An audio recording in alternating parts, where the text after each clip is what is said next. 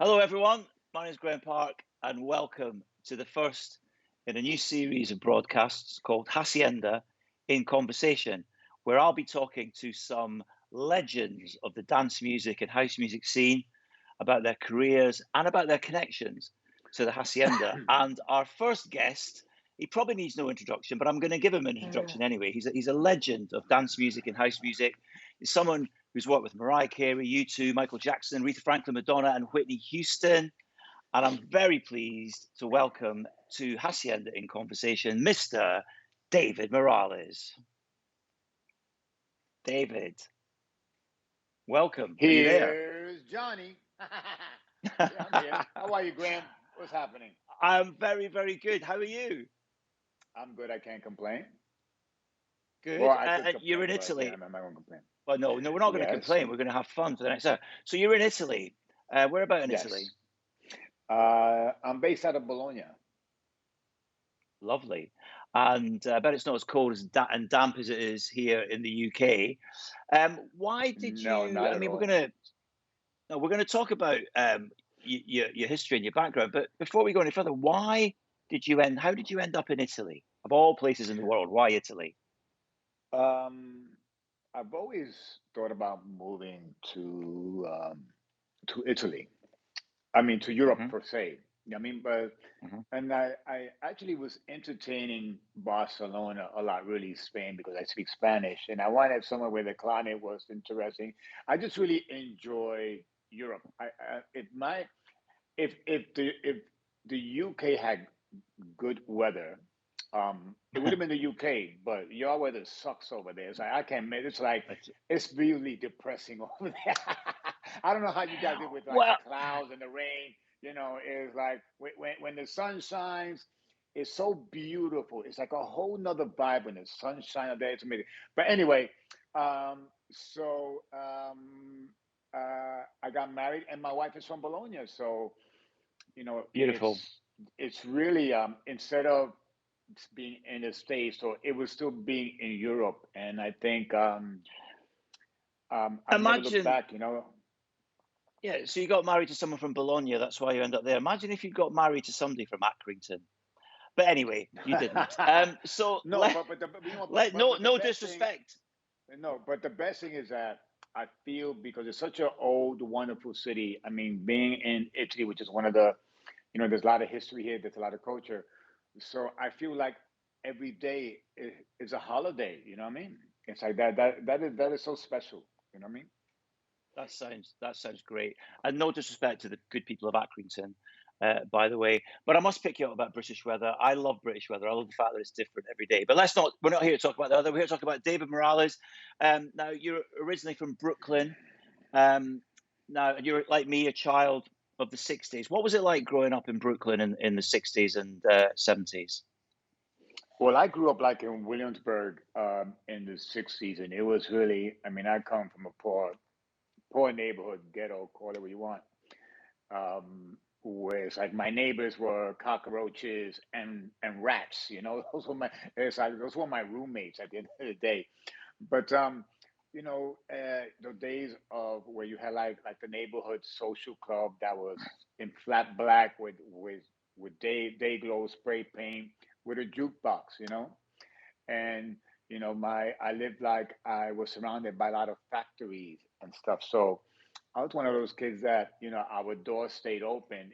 When you go to the hood back in them days, whether you live in the projects or you lived in the ghetto, the door was always open from the morning to nighttime.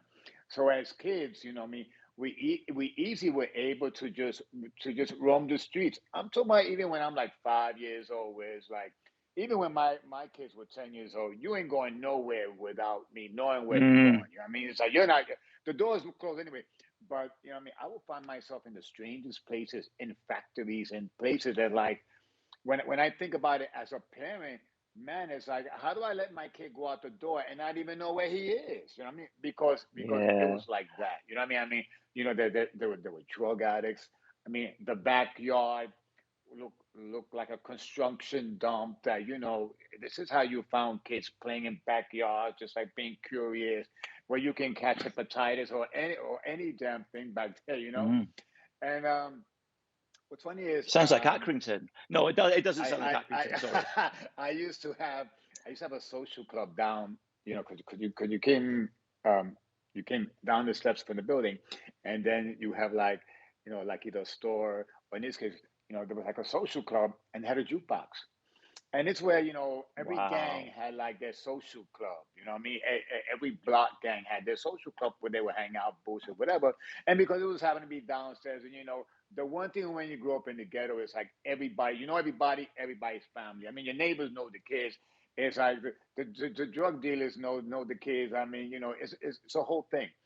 So they used to play at a jukebox, and like my parents, Puerto Rican, of course, they only play Latin music in our house. Right. I But was I going to couldn't be ask. bothered I with. was going to ask I mean, what was the but I couldn't soundtrack be to bothered with the. it.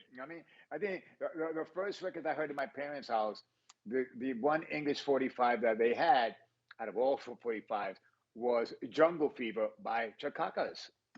That was the only Wow. American record I heard, at our house. But the social club downstairs on a jukebox, I mean, they had Mr. Big Stuff. They had Honeycombs, Juanes. Of course, James Brown, Sex Machine. I mean, do you remember the Almonds, One Bad Apple? You know what I mean? So, Oh yeah, of course. yeah, I mean, but I loved black music. You know what I mean? To give it a definition, I just liked soul. I mean, I grew up with the early Jackson Five, the Temptations, the Four Tops, Gladys Knight and the Pips, the OJ's. You know what I mean? Oh yeah. So I mean, my Is it first be? Is it 45 that because? No, I was going to say, is it go ahead. because you come from you got a Puerto Rican family and a Latin background? You wanted to rebel against that, and that's why you loved soul music. No, well, my parents were born in Puerto Rico, but I was born in Brooklyn. So, we only spoke Spanish in the house, but spoke No, I out mean, the I mean, house. but I mean the music though. You must have like had like Latin music playing in the house. Oh my God, it's like it was drilled. Even the TV, my Yeah. mom take over the TV, so it wasn't about even the only time we watched TV where anything American, where came at that age where we talk about cartoons. I mean, because you didn't care about anything Right. else. But I really, I just wasn't into it. It just did nothing for me. You know what I mean? But now, So but you're now, in the. but So now you're we in. fast You're in. forward. But Yeah. Yeah. I mean, but and I'll go back to it. But let's fast forward now for a moment. Now I appreciate my musical roots more than ever, because now, as a songwriter producer, now I understand the musicianship and what the amazing arrangement that goes into those Latin records. I mean, so I Well, have a better exactly. appreciation Because today. But back then, I was like, "Yo, give me some soul." yes, exactly, exactly. But I mean, you say I was going to. The reason I asked that is because you touched on it. The all that Latin percussion that must have been drilled into your brain. You can hear that on your remixes throughout the 90s. So it must have No, got in your brain. I'll probably say you will hear it more in Louis Vega's work. Okay, all right, okay. Louis' uncle was Hector Lavoe, but no, really, it's like I really, it's like if I and I grew up listening to some great bands. I mean, Eddie Palmieri, Hector Lavoe, El Gran Combo. I mean, Willie Colon. You know what I mean? For example, so there was some great American people. I mean, Latin people, Tito Puente. It just didn't peak my brain. You know what I mean? It's like the So what did stylistics peak my brain. The OJs peak my brain. so what did the young David Morales want to be? I mean, how did you do at school and college, and when did you realize it was music is what you wanted to do? Well, I like music since. Well, I love music since I was a kid. I was that kid that was always attracted to the stereo. The stereo just always, Yeah, I find it fascinating. I didn't find the TV me fascinating. too. Me I too. found the stereo fascinating. Um, and you know, I come from the school or the tradition that my parents in they came to New York without any education per se, so they didn't have anyone to teach them that there's possibilities um, in the world and stuff. We come from a social status that it is what it is. You know what I mean? It's like you don't make no money. It's like and the thought of an education is one thing. It's more like you're more thought about the culture of survival. You know what I mean? So I like I loved reading books because remember back then it's like there were no video games, there was no things, there was not what these kids have today. So you had to entertain yourself. So that means sports, um, for sports reading.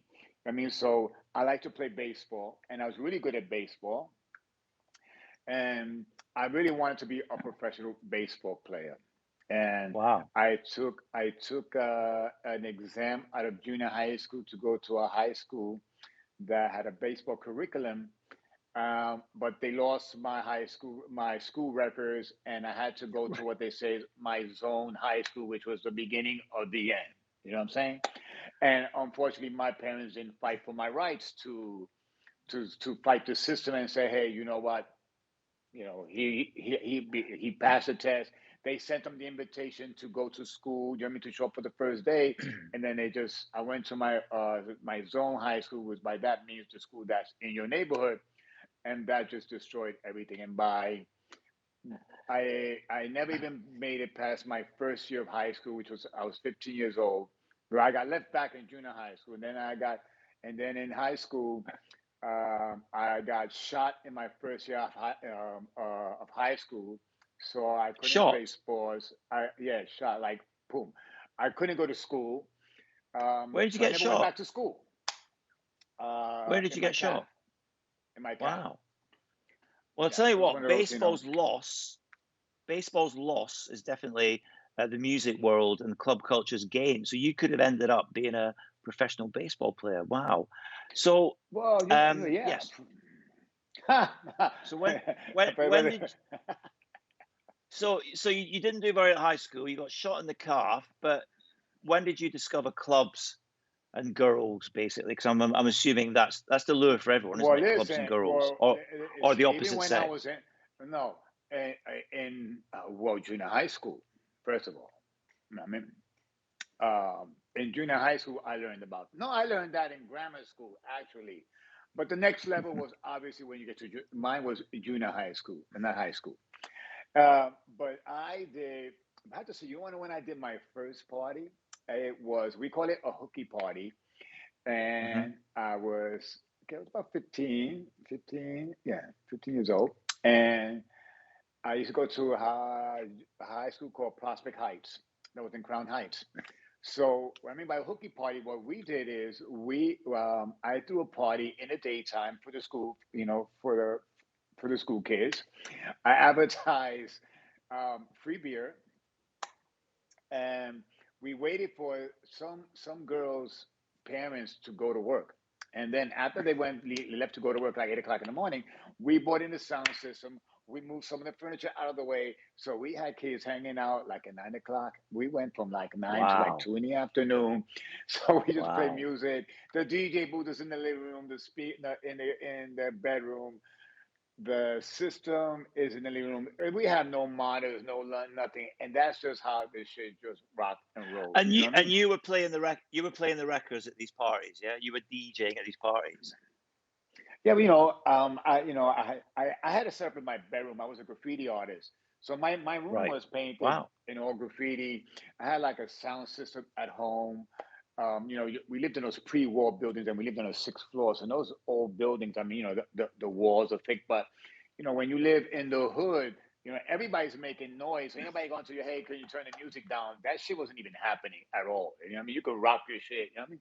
I had these 18-inch cabinets in my bedroom. It's like Wow. it was some shit. So I hated going to school. I would wait for my parents. My parents would go to work, and this is straight up real talk. I will go to the store, and we will have like I don't know if they still sell it, but in Brooklyn, like or New York, the hood, Old English malt liquor. You know what I mean? Malt liquor. So Malt liquor, yeah. when you drank this shit warm, you got the stupidest buzz. You know what I mean? So I get Yeah, my quarter OE malt liquor. I go home and bang some music. You know what I'm saying? So you know yeah. what I mean? As a teenager, I lived. Music was everything. I mean, I would go to a record store. I went to there was the record store on Flatbush Avenue in Church for all you some of you Brooklyn folks, and it was called Titus Oaks. And I used to steal records from there. I used to take it out of the cover and like you know for the older stuff because they used to have like the older vintage, older stuff on top. But all the new 12 inches that they had on the main floor, like all the Prelude stuff, or the South Soul record stuff, you know what I mean? All those things. So I would go to a record store, even if I had no money, because it was on my way uh, to and from school. So it wasn't open as I was going to school, but when I was coming home from school, so I stopped there all the time, even though I had no money, nothing, and I was up there all the time. It was also, and even when you walk by, by a stereo store. And you saw that mixer and you bought and you saw those decks and you dreamed that one day, oh my God, you want to buy, and you would go and look at it. You see the same shit every day, but you still go away inside the store and you look at it every single day. So this is kind of early to mid 70s, presumably. When did you realize that you wanted to try and, be a proper DJ and play in nightclubs? And what was your first experience of that and where? Well, I did first of all, I did my own parties. I would do house parties. I mean, I would design my own invitation, because I did graffiti, so I would design my own Yeah. invitations. I would post them up on the walls, bus stations, train stations, and these things. Wow. So I started really as I had a regular job, and I started doing these parties in Brooklyn at a club called the Ozone What, Layer. sorry, what was the regular job? I worked in a restaurant. I was a short order cook. Oh, okay, cool. I'll remember that next time we're in a hotel at 4 o'clock in the morning. Carry on. And it was a go nowhere job. So I was first playing at a couple of parties here and there at this club called the Ozone Layer, and I would have different Yeah. people be hosts or slash promoters. So I would handle all of the logistics per se, and just ask for like a couple $100, as a DJ fee. And then, but I realized that these people were making more money than I was, but I had the hookup. But all I wanted to do was play records. I mean, a lot of people, I even growing up in the teens, I mean, I used to play for like in Brooklyn, you have Jamaican and West Indian DJs. I used to have these big, huge mobile systems. And whether it was Trinidadian music or Jamaican music, they let me come along. I was like 16, 17 years old. They would let me come along and pay me like about $25 for me to play the American commercial set. You know what I mean? And obviously, Hmm. what was being played on radio.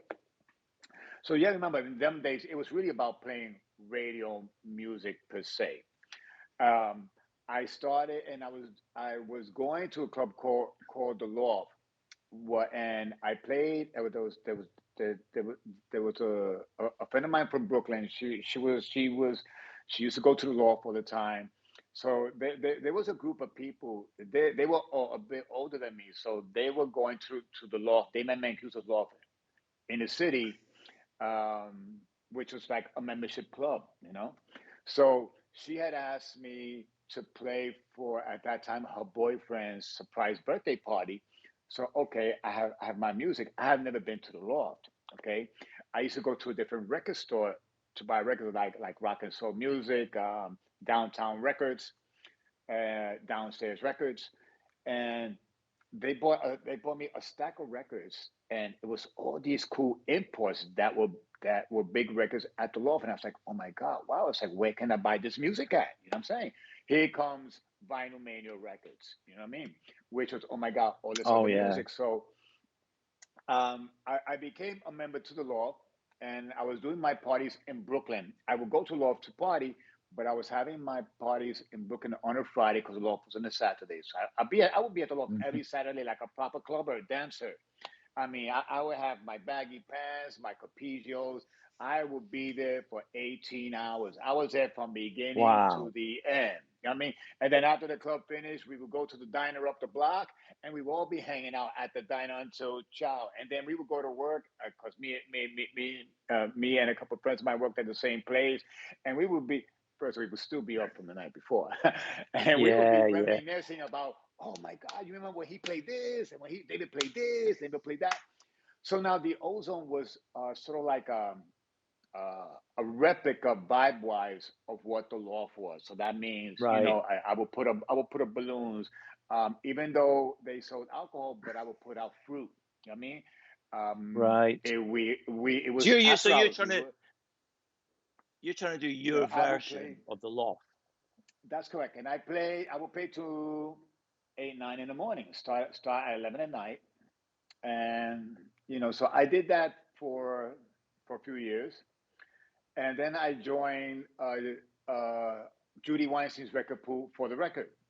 Kenny Hmm. Carpenter introduced me so I can get into the record pool, and they had all the big DJs. I mean, you had to be playing at a club to get into this exclusive record pool. I mean, you had Bruce Forrest, you had Shep Pettibone, you had Jelly Bean, you had Francois, you had Larry Levan, you had T. Scott, you had Steve Thompson.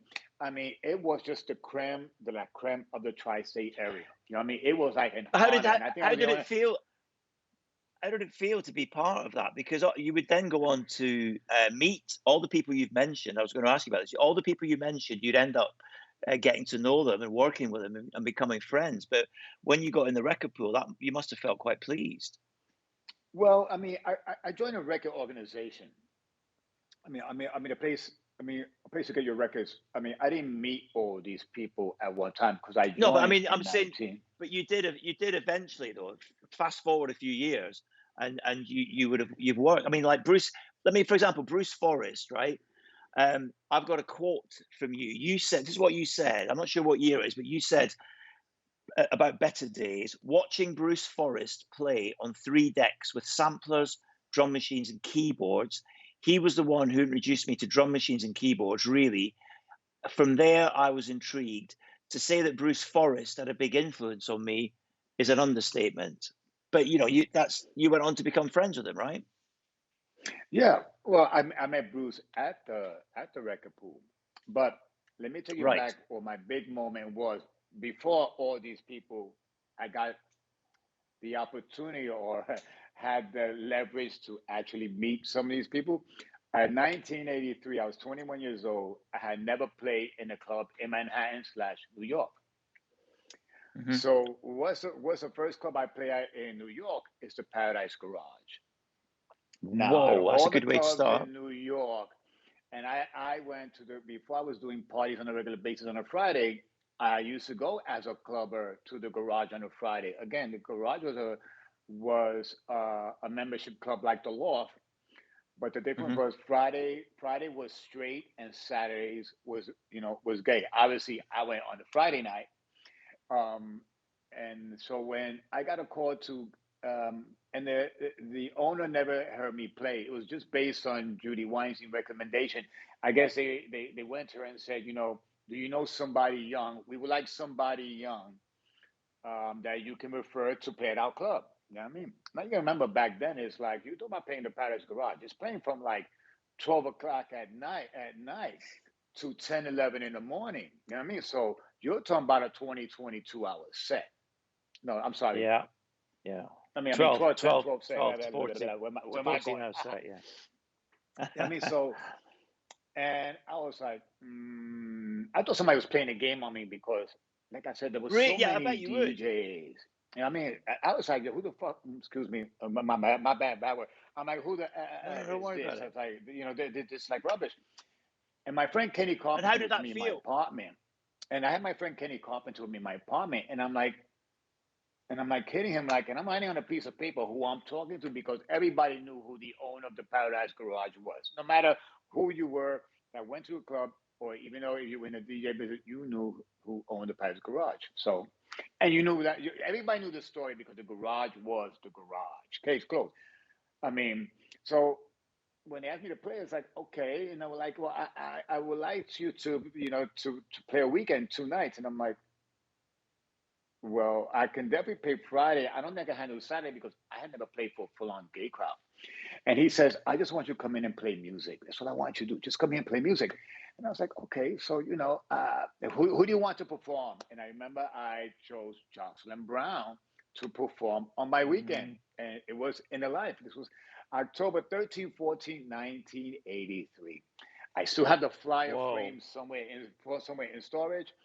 I played 11 hours Friday, 11 hours Saturday for a total of 22 hours that weekend.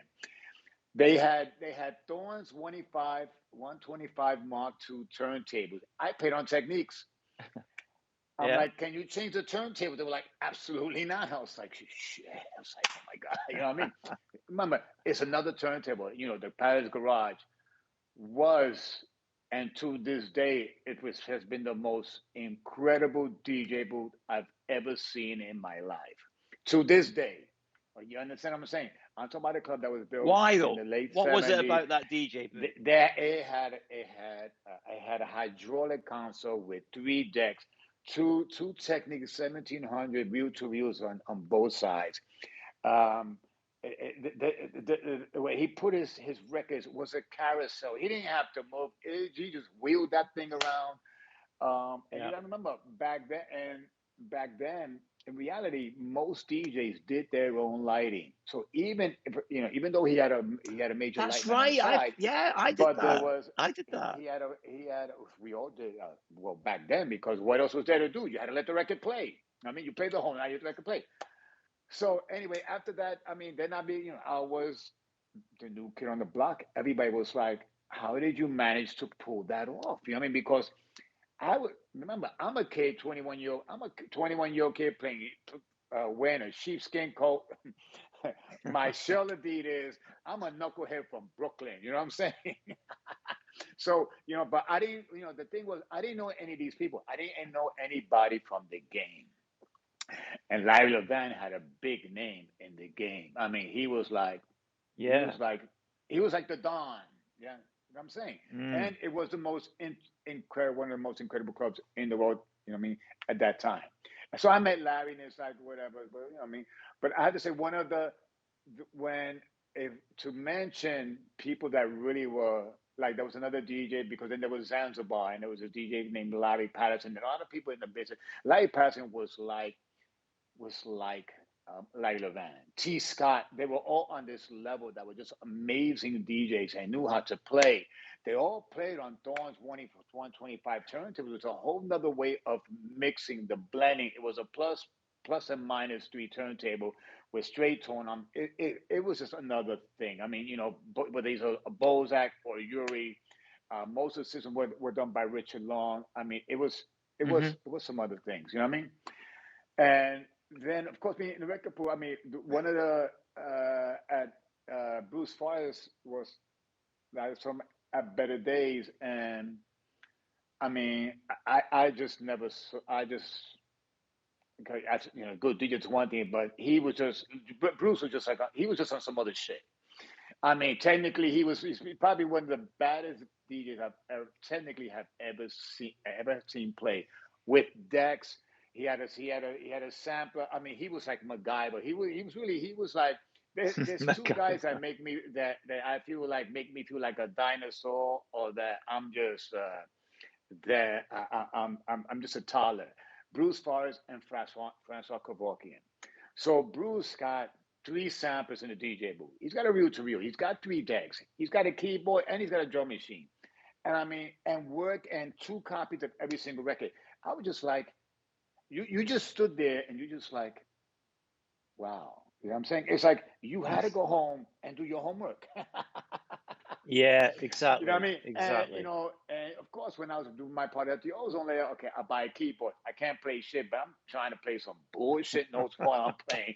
Bring a drum machine, blah blah blah blah blah blah. Okay, you hit the little things, whatever case it be. So I guess But of and course, even during that time, I still worked at a restaurant. It wasn't until I was making enough money, probably about 1985, probably about 1984, that I decided, I don't need to work in a Wow. restaurant because I was making like bullshit, 175 to 200 $200, a week. I just wasn't lazy. I used to help out a friend of mine that owned the restaurant.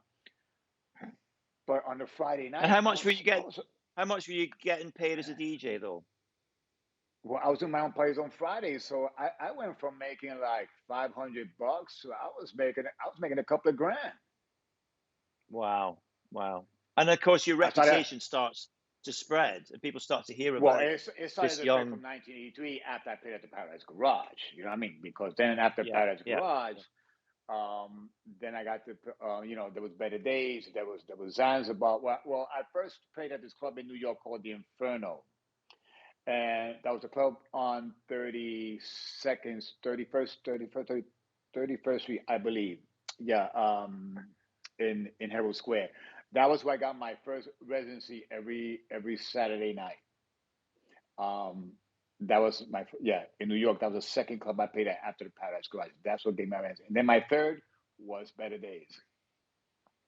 And when did you? At what point did you meet? We've got to talk about your friendship and your working relationship with the late great Frankie Knuckles. When did you meet Frankie, and how did that friendship develop, and how did it become a working relationship? I met Frankie in 1987. He had moved back in from Chicago, and he was a resident at the World, and he came to visit Judy at the record pool, and we just hit it off right away. It was like we knew each other for a long time. It was just something, Yeah. that I really, really can't explain. I mean, it's like we never ever had an argument. Never. Ever, ever, ever. Not even lip service. We just had this thing and it was like I don't know. And we just, like I said, we just hit it off. I mean, he got me to play at the World as well. You know what I mean? I was a resident there. And then when I played at the That Regiment, was a of great course, I club. would have, That's the first time I that saw was, Frankie. Yeah. that thing was amazing. Frankie was on Friday. I was on Thursday. Frankie was on Friday. And David Piccioni was on Saturday. That club was That's yeah. rocking 3 nights. That's That thing was that's had a like, big. It was like an old theatre with a balcony around it, wasn't it? that was such a hellhole. I call it. Yeah. It's like you had to wear And hazmat suits to walk through that club. can you remember the first time you went into the studio with Frankie, and what was it that you did together? Can you remember? Well, I started by doing drums for Frankie first. So, like, I did drums for him on one of his early works was "I Want a Dog" by Pet Shop Boys. I bought Josh Hmm. Milan that Josh Milan played keyboards on, and I think it was like 87, no, not 88.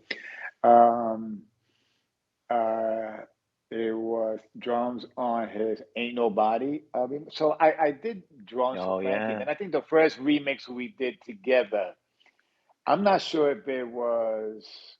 I almost want to say it was "Where Love Lives," our first Oh remix wow. together. That's a well. That's a big way to start, because I mean I remember it was released on Arista Records in the UK, and the A&R guy at Arista gave me an acetate of that to play at Hacienda, and allegedly it's the first time it got played in the UK. And I remember dropping it at the Hacienda. Nobody had heard it before. It was like an acetate, so nobody in the whole UK had heard it. And I'd put in it because with acetates they're difficult to mix in because the needle jumps.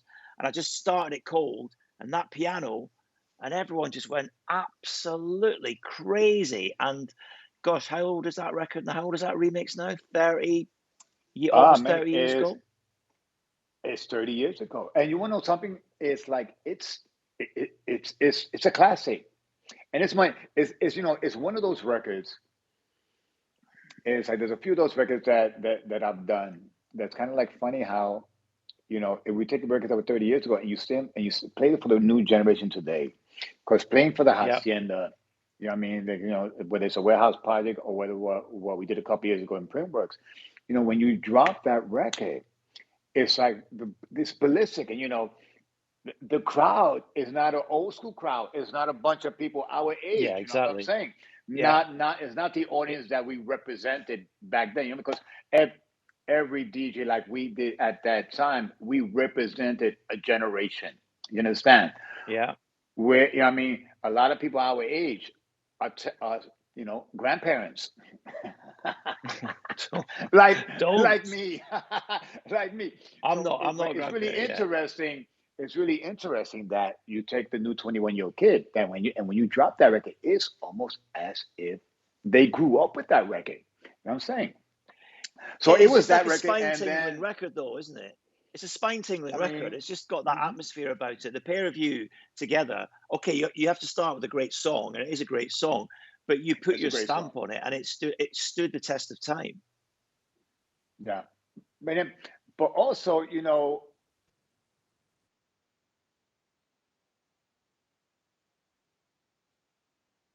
Also, okay, so we just have to. We've lost David for a sorry, second, so let me. Oh, here he's back. He's back. I made a mistake. My bad. Don't you worry. At least you didn't make a It's mistake like when you did Where Love Lives. Thank goodness. now somebody's trying to like call me, and it's like I'm trying to like get Oh, off no, my okay. line. You know what I'm saying?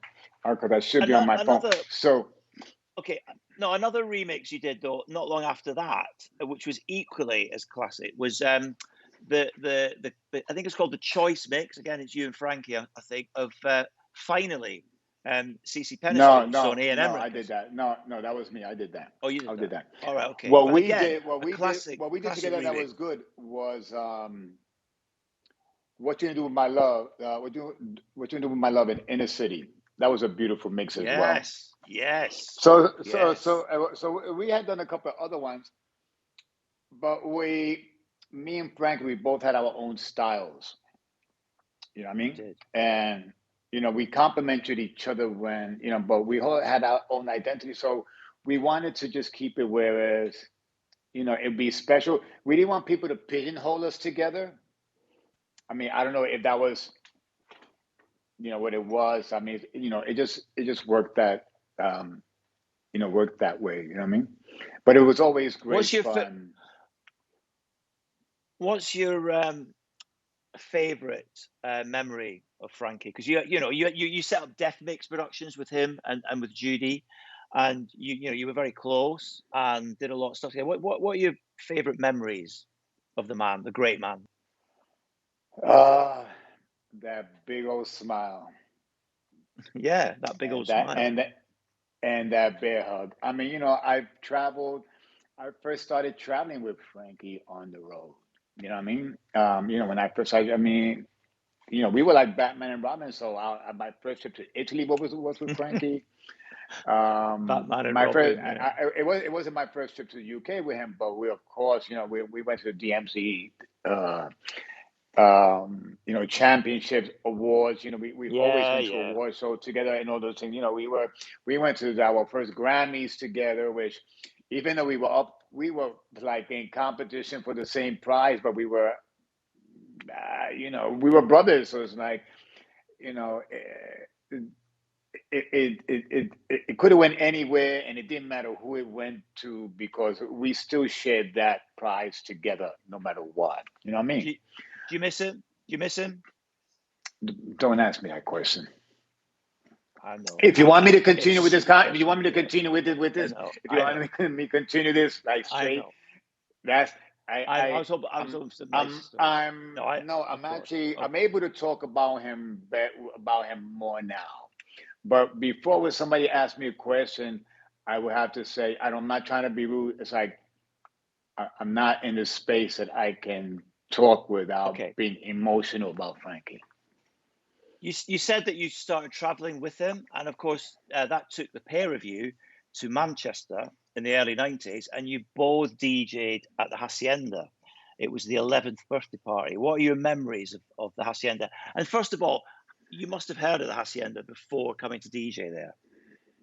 Oh, for sure. I mean, of course, my first time in England, we talking about High on Hope with Norman J, Norman the J. late Paul Trouble Yeah, Anderson.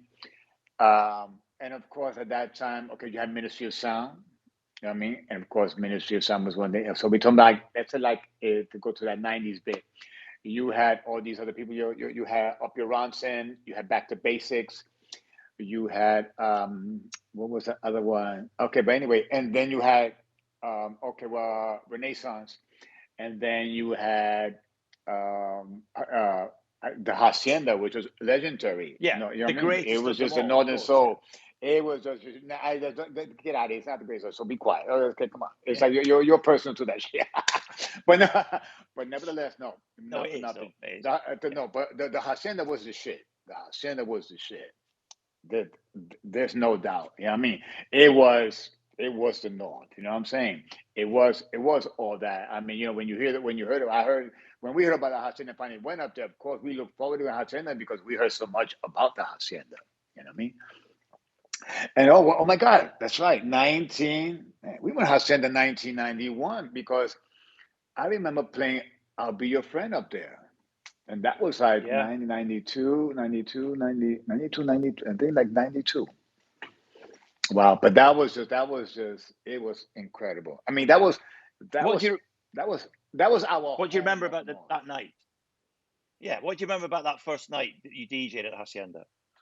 I really all I remember was I played something backwards for a minute because it was turntables Okay. back then. So I don't know where I remember Yeah. just doing some strange things, and like and people look at me like y'all would look at me like what is he doing right now? You know what I mean, the people go, "Ah," like, in those days, like you could have went on a turntable, and if you had them like this, it was like, yeah, we love you. Case closed.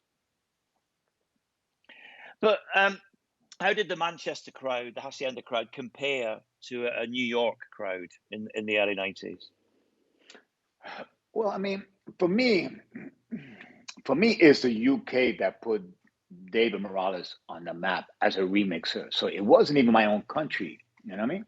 So a lot of the records that I mixed that were huge in the UK that became classics, whether it was Stevie V, whether it was Alice Limerick, whether all the stuff that I was even doing here, but the records that I was doing from over there that became anthems.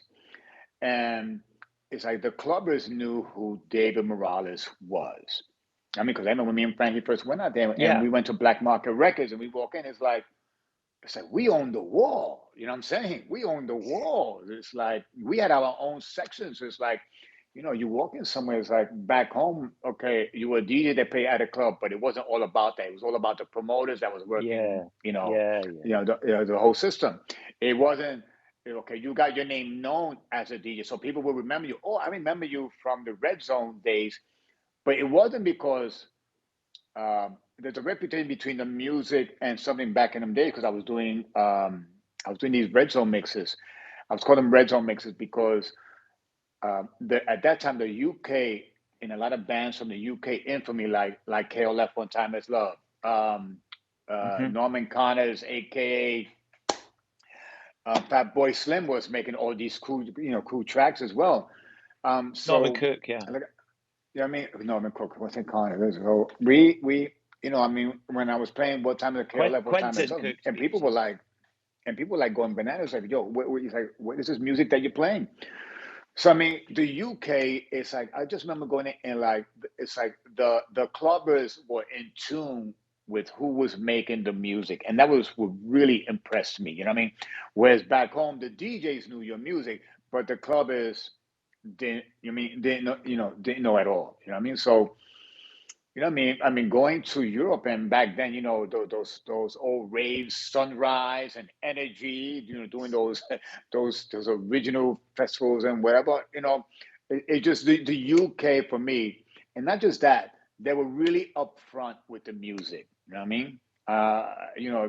They just were on top of the game.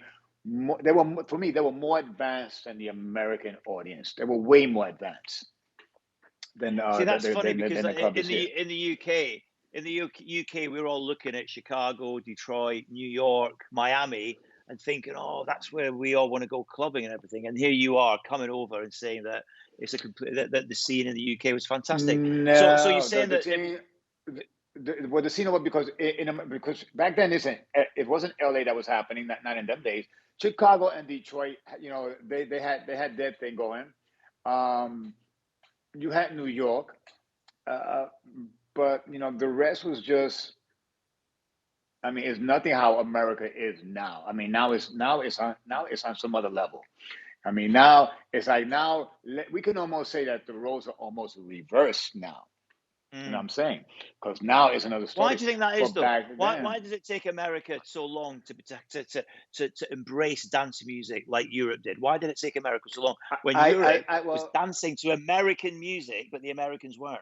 Why is it? Why for is it you, taking so listen, long? I'll say the same thing going to Italy. Okay, and let's talk about a country where they don't even speak English.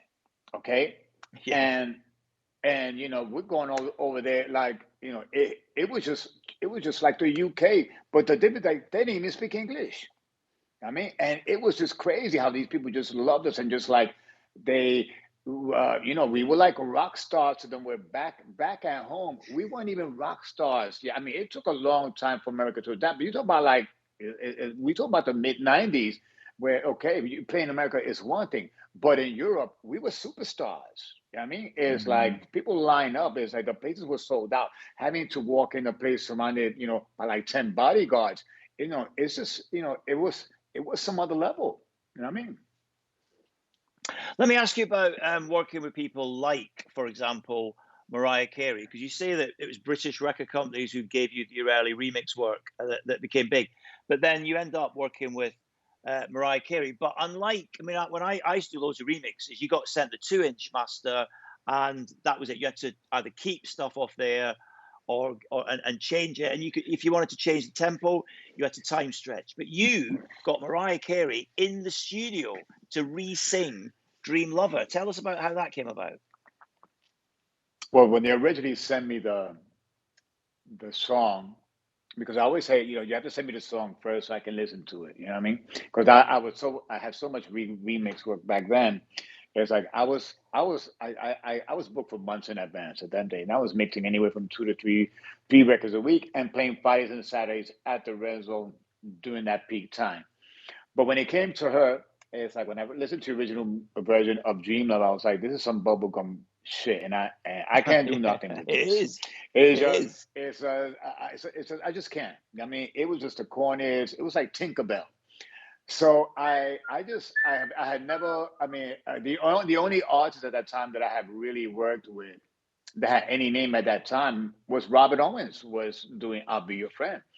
I had Yeah. never released anything up until that point. I mean, like I said, being in the studio with someone, the like I said, Robert almost was the only one, and that was because underground, guy in my house, and we wrote the song, la la la. So I said, she would have to re-sing it, but I was just throwing something out there. You know what I mean? Because I had never worked with somebody at that caliber, and at that time she was 21, and she was Yeah. she was she was a new thing. She already did like a couple of hits with CNC Music Factory, and Mariah. She worked with Walter Abernathy, so she was, like I said, she was Mariah. So I didn't think anything of it. It was just my way of getting out of trying to. And I had Yeah. remix. I was into the business for remixing records, but I had to draw the line on some things, and I had to draw the line on that song. It Yeah. just wasn't going anywhere. But anyway, make a long story short, so they called my bluff. They called my bluff. Okay, should we sing it? Send us a track. Shit, send her a track. Wow. You know what I mean? So I go into the studio with Eric Cupper, and this is 1990, 1993. I go to the studio with Eric Cupper, and we come up with this chord structure. Dun, dun, dun, dun, dun, dun, dun, dun, dun, dun, dun, dun. And lo and behold, she came in and re-sang it. You know what I mean? So, she sang it in a whole different key, new backgrounds, new everything, and it became a classic. And it brought Mariah into clubland. I mean, unfortunately, you know what? In It did.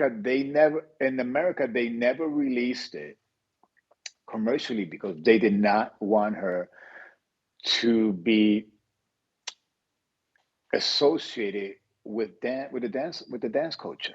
I mean, they wanted to keep it in that pop thing. The UK released it commercially, but not in America. And I felt for me, it's like Jesus Christ. It's like America. I mean, they did the same thing to me. My first big record that I had mixed was Whitney Houston, "Love Will Save the Day," 1987, and I was so devastated when they only released that as a limited edition copy. They only made like 250 for the American DJs for the Billboard magazine, whatever. And it was the DMC that actually put it out as That's a right. limited That's edition right. on their thing. You know what I mean? Because everybody wanted it. You know what I mean? Because the only people that were playing the remix was me and Frankie because they turned it down. They said it was too housey. It's like, and at that time it was like, what? It's like when you got some yellow promo guy that doesn't even know what house music is, because we talk about 1987. House music was still Yeah, yeah, real raw back then.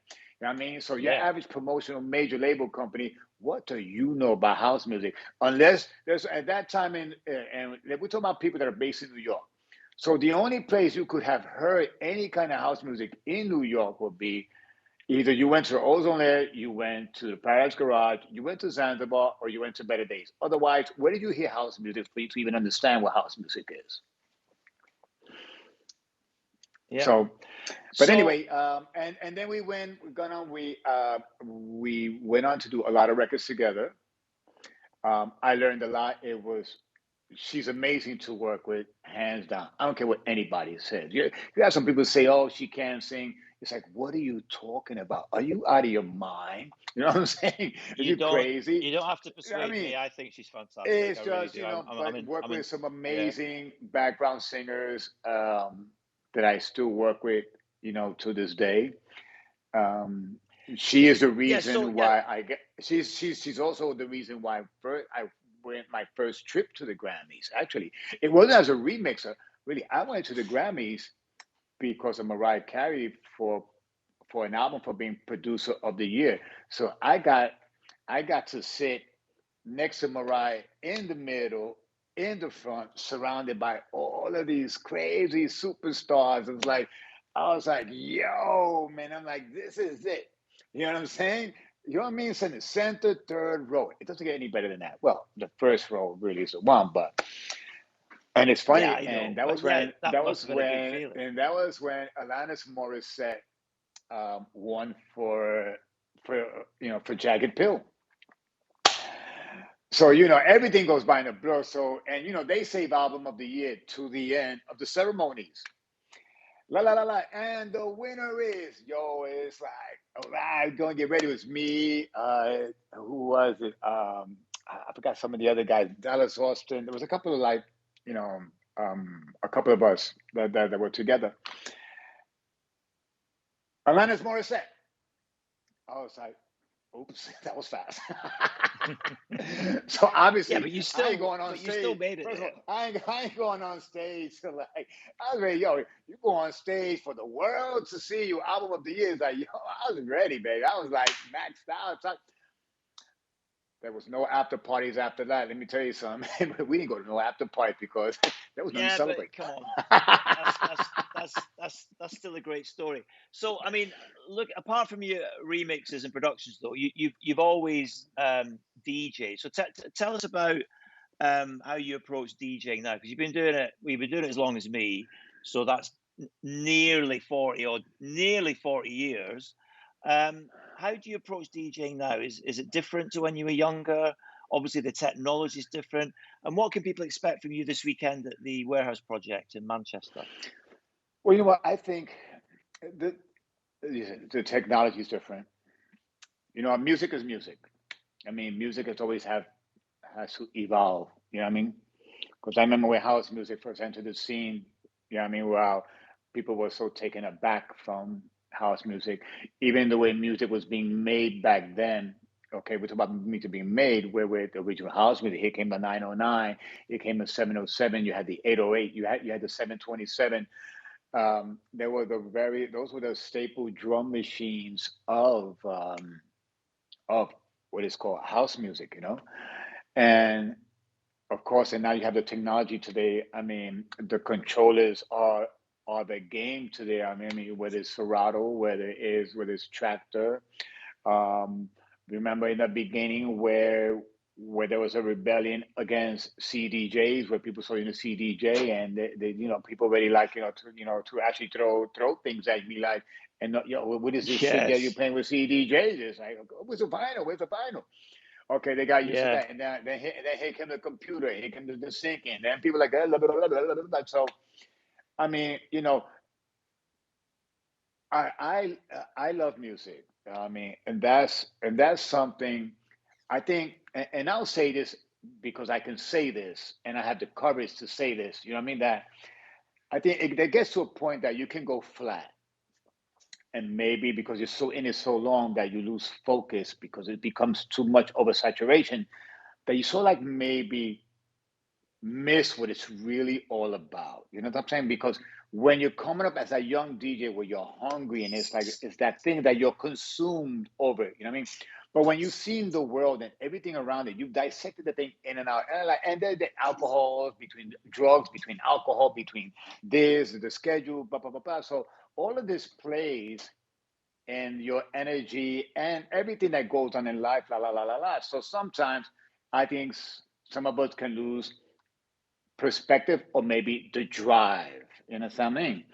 And it's funny what the last 2 years had taught me about this. It's given me the time to think. I'm sure a lot of people Yeah. had time to think, but it's Yes, of allowed me course. to thank God. Okay, uh, that because there's so many DJs that didn't have an outlet. I started streaming. I started first with YouTube and Facebook. From there, I went to Twitch, which I have my Sunday mass every Sunday. I've had it for the last in February. It will be 2 years. So imagine, so it's like as you get, if you've been around the block as I have, I'm We have. DJing. We've both been around the uh, you block, know, yeah. I'm a DJ over 40 years, almost 45 years. So it's you. I remember the days when all I wanted to do is play, and I would play my heart out in the club. That there was nobody playing because I just wanted to play in the club. You ain't paying me nothing. Okay, even when it came to one person, two people, 10, whatever. Then you get We've to a all done point that's those, like, yeah. oh, you know what? There's nobody in the club. I don't feel like playing. You know what I mean? Now you're getting paid all this money, and because the club ain't full, you don't feel the energy because it ain't up to your standards. This is where this is where you forget the roots and Yeah. everything because it Yeah. really shouldn't matter how many. Okay, the club ain't full because there was a time where it didn't matter whether the club was full or not. You gave it 100%. You understand? But of course, you understand. Oh, you know what? It ain't all that. Or you take it for granted. Or you think you. Blah, blah, blah, blah, blah. So being on Sunday, being virtual, is giving me a platform to engage with the audience because when you DJ, people see you from a distance. You know what I mean? They don't know you. Yeah. You understand? They don't know what your history is, what kind of background you have.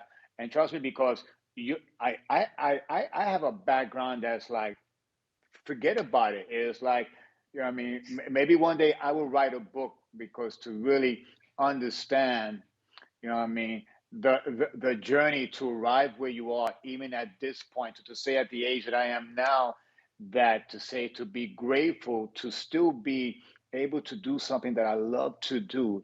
And this is what I've been so sick of what the Sunday Mass has done for me. So I get to tell people stories. I get to relate to people. I get, it's like I'll share my emotions. I'll share my courage. I'll share, I'll just strip it down because, for people to, this is who I really am. It's not the idea that you have of me just because you see me from a distance Yeah. or somebody says this, somebody says that. And, it really took things back to basics. You know what I mean? Granted, I have an Yeah. amazing DJ room for my streaming and all that kind of stuff. It's my favorite Yeah. club Yeah. in And the and world you right look now. like You know what I mean? you look you look like having immense fun. You have a little dance around and you speak to everyone. But No, surely listen, it's not the it's not. You know same. what I mean? It's like, listen, it's it's I have the best time, and like I said, and it's You can virtual, tell. and I imagine being myself in a room. So it's all the imagine. But that has what I'm saying. It took me back to basics. You know what I'm saying? That took me back to That's basics, good. and it go back to saying is like, that you love music. It also it gave me time to concentrate on making music. You know what I mean? It's like I wrote like 2 albums worth of stuff. You know what I mean? I have a new album coming out. Actually have an EP out right now, a red vinyl, special limited album sampler with 4 cuts that's out right now. You can get it at your stores in the UK. I'm not sure about New York, but anyway, more information, go on my social media. I'll show it to y'all. So that's coming No, out dude. like in a couple of days. January, I have my new album on the rhythm coming out. So you know, it's like I was blessed and fortunate to have an outlet to to to to be creative. You know what I'm saying? Because I feel sorry for a lot of my peers, or our peers, that didn't have that avenue. You know what I mean? Because it's really been very difficult for No, I'm for totally most with of you. us. I mean, I was part of United We Stream, and the good people from Badger and Coombs who are doing this broadcast for us were behind that and did a fantastic job. And it was great to actually connect with people online, whether it was uh, the United We Stream or my own streams at home.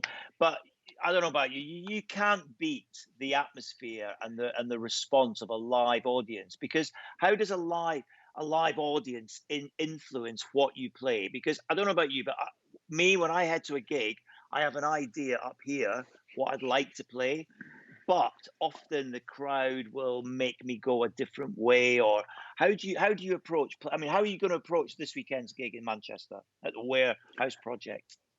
Well, I think I mean, for one, okay, you can have.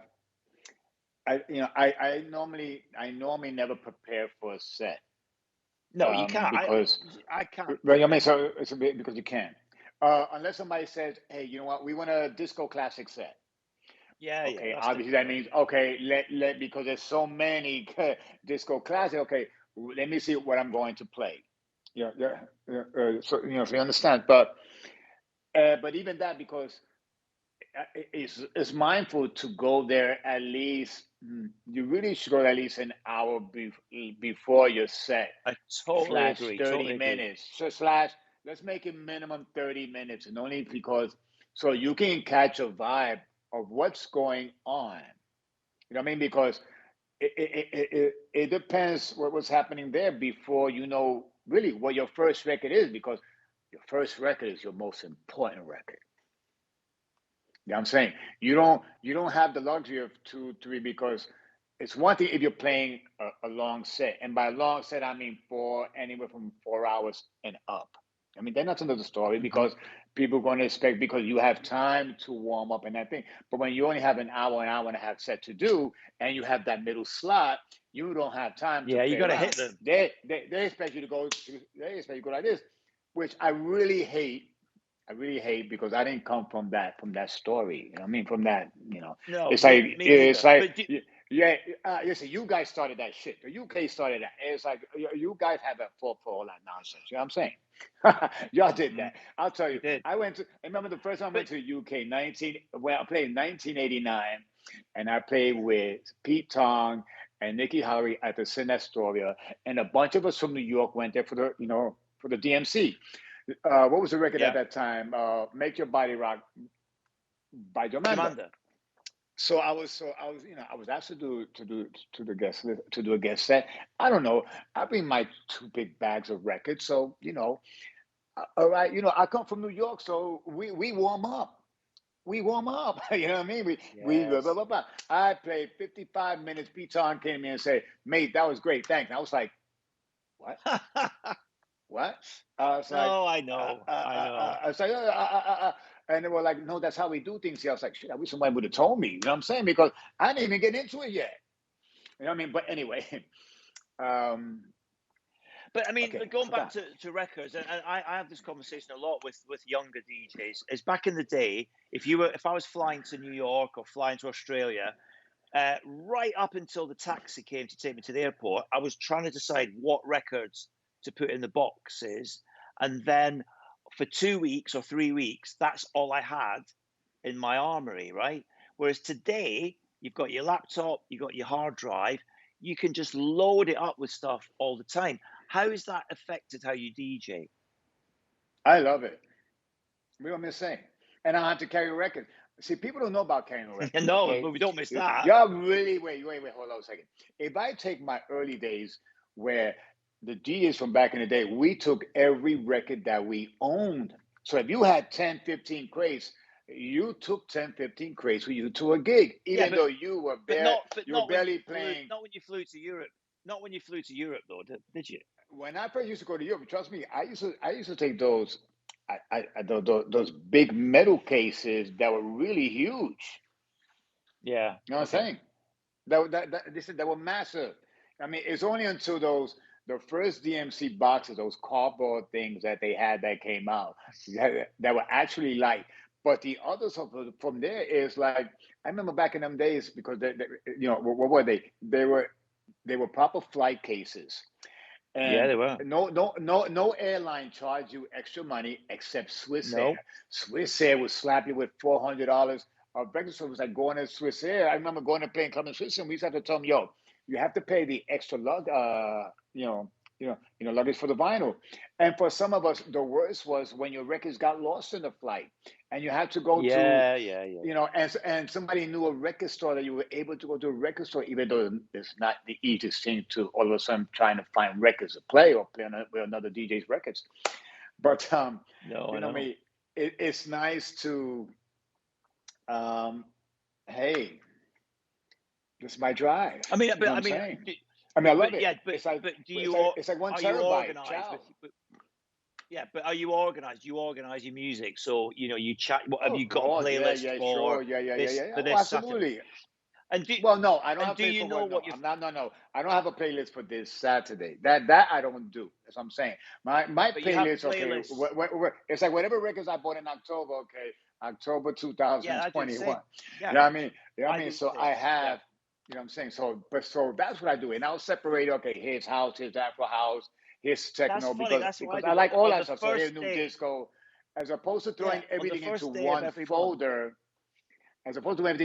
No, because you I know, agree. remember, On the first it, day of it, every month, I start a new playlist, like you must do as well, and it keeps you organized. You can go back through the months, can't you, and find well, things. it's difficult to. The only thing is, where you miss about the vinyl days is even if it's something new, you remember that cover and going like this, Exactly. and you The remember color of that the new record. label, The the problem color of is, the it's sleeve. really Yeah. difficult to like remember a title and information. By the Yeah, way, that could be an age thing, though, David. That could be an age thing. check it out, my brand new EP. I'm gonna plug this in right now because I should. Plug it. Four Come on, what is tracks, it? Let's show everyone. every day of Show my everyone. You got life, it? vinyl copy only. No boundaries with Tilly. Come the moment, Black Cat and Baby Girl, and Never Give Up with Michelle Pereira. Beautiful. There's your Available hat. There's now. your hat, Jim Rhythm David. Records, 4-track album sampler. Get it while you can. Limited edition. That's my plug. Let's get you plug in.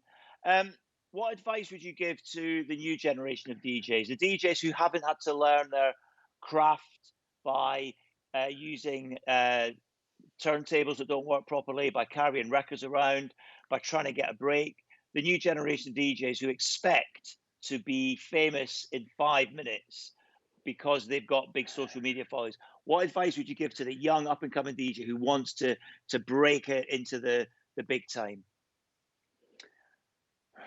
You know, I don't come from the game of trying to make it because for me, to dream, my first dream was to own a pair of decks and a mixer. Yeah, My second yeah, dream was to actually play in a club, but just to play in a club.